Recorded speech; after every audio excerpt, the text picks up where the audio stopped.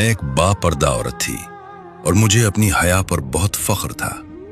जब मेरे रिश्ते की बात चलती थी तो मैं हमेशा एक ही बात कहती थी, मैं शादी उसी शख्स से करूंगी जो मुझे हमेशा पर्दे में रखेगा। फिर मेरी जिंदगी में एक शख्स आया।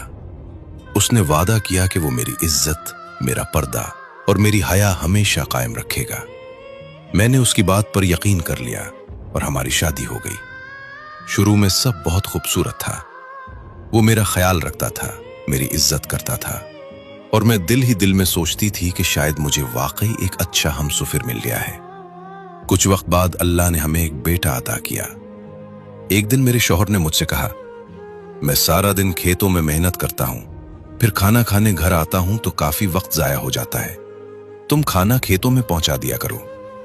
मैंने सोचा शौहर की खिदमत में भी मोहब्बत होती है, इसलिए मान गई। मैं मुकम्मल पर्दे में खाना लेकर जाती थी। फिर वक्त गुजरता गया और मेरे दूसरे बेटे की पैदाइश हुई। अब मेरे शौहर ने कहा, गुजारा मुश्किल हो रहा है, तुम्हें मेरे साथ खेतों में काम भी करना होगा।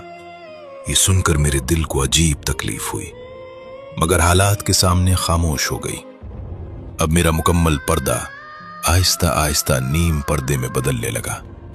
फिर मेरा तीसरा बेटा हुआ और उसके बाद तो जैसे मेरी जिंदगी बदल गई। मेरा शौहर आहिस्ता आहिस्ता मुझे इस मकाम तक ले आया जहां मेरा पर्दा तकरीबन खत्म हो चुका था।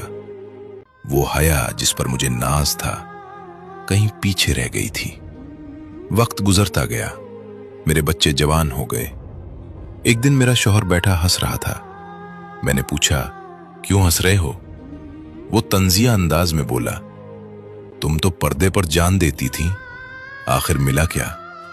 देखो ना, पर्दा हो या बेपर्दगी, जिंदगी तो वैसे ही चलती रही। उसकी बात मेरे दिल में तीर की तरह लगी, मगर मैं खामोश रही।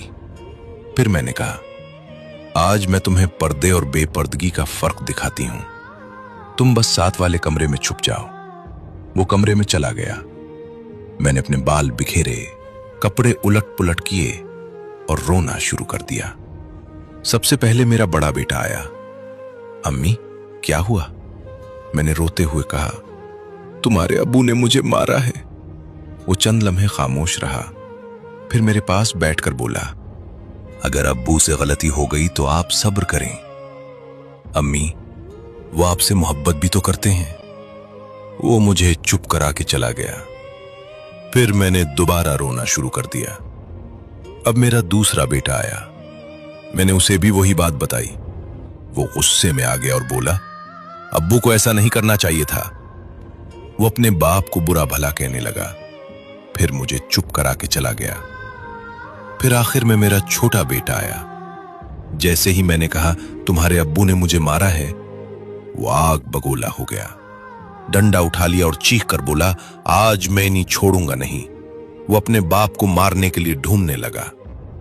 तब मैंने अपने शौहर को बाहर बुलाया और उसकी आंखों में देखकर कहा, देखा, मेरा पहला बेटा उस वक्त पैदा हुआ जब मैं मुकम्मल पर्दे में थी। उसने तुम्हारी इज्जत का पर्दा रखा।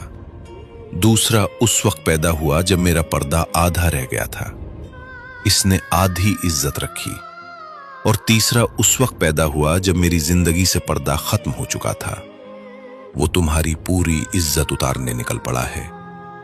ये कहते हुए मेरी आंखों में आंसू थे और मेरे शौहर के पास खामोश रहने के सिवा कोई जवाब नहीं था।